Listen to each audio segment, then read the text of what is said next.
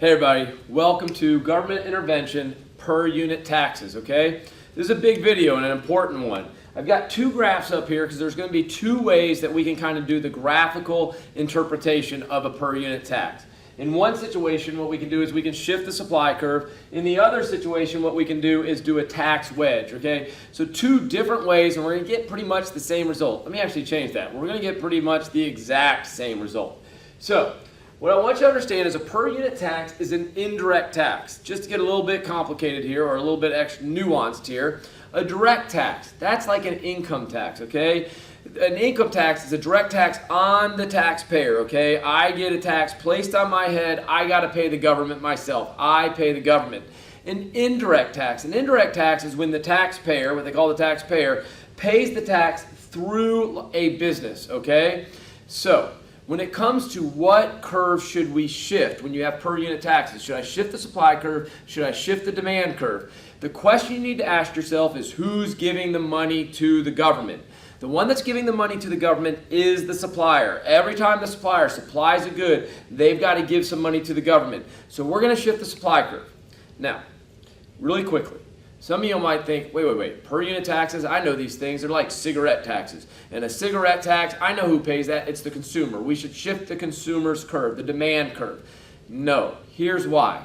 To the consumer, all a tax does, a per unit tax does, is raise the price. And if the only thing that is changing is the price is changing, then don't shift the curve. You're just going to move along it. And that's what you're going to see, okay? So if you think it's the demand curve that should be shifting, pay attention. You're going to see, oh yeah, it is just a price change. And I see the consumer is impacted, but we don't need to shift the demand curve. The consumer is going to be impacted. We're going to get a movement along their curve, but we don't need to shift it, okay? In fact, it's wrong to shift it for a per unit tax. So let's do it. Shifting the supply curve, per unit taxes.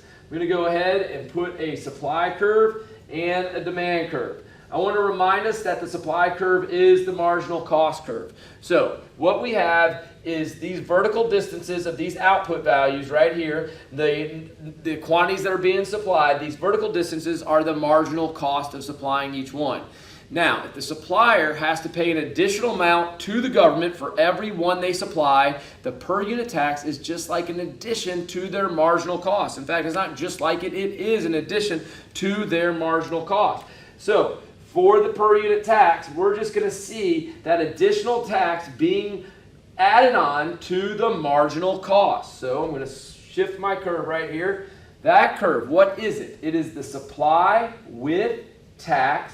It is the MC plus per unit tax. So there it is, just like that.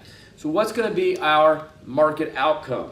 Well, before the tax, we were right here. It was quantity market. That would have been if we didn't do intervention. After the tax is placed on the market, we are now right there at quantity tax. Now I want to take just a little bit here on the vertical axis, okay? So this is our new price, okay? It is the price the consumer has to pay. Now I put PC for consumer's price. So the consumer is going to have to pay more, and that should jive with our common sense, because when we see per unit taxes out there in the real world, consumers do have to pay more, okay? So price, consumer, right there. But now, the producer, they receive that from the consumer, but the producer is going to turn around and pay that much. What is that vertical distance? That vertical distance is the per unit tax. The producer is going to turn around, pay that to the government, leaving the producer. So they receive this from the consumer, pay this to the government, leaving the producer with that right there. Price producer.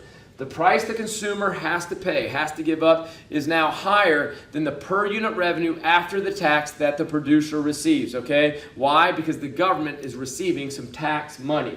QM, QT, PC, PP. Now, over here, still going to draw my supply curve. That's my marginal cost curve. My demand curve, okay? It's my marginal benefit curve.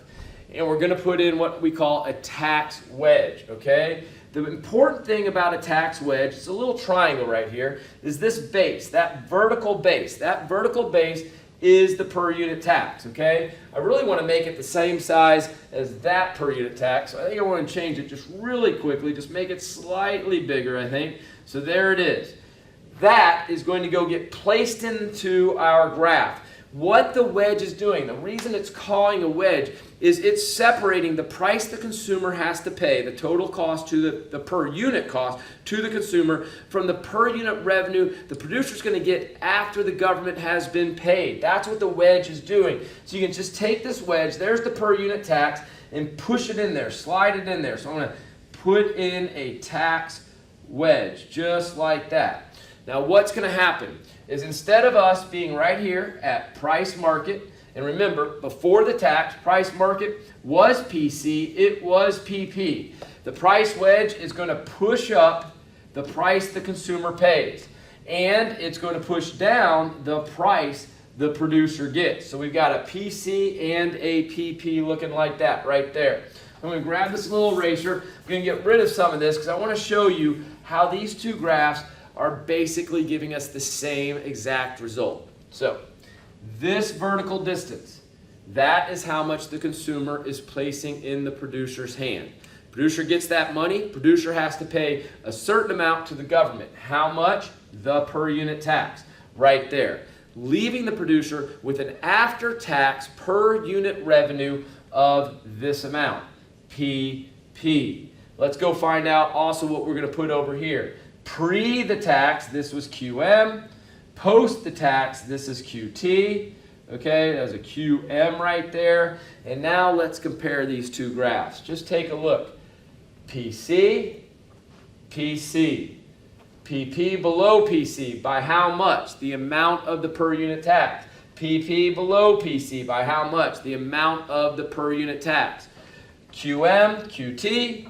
QM, QT, QT is less than QM.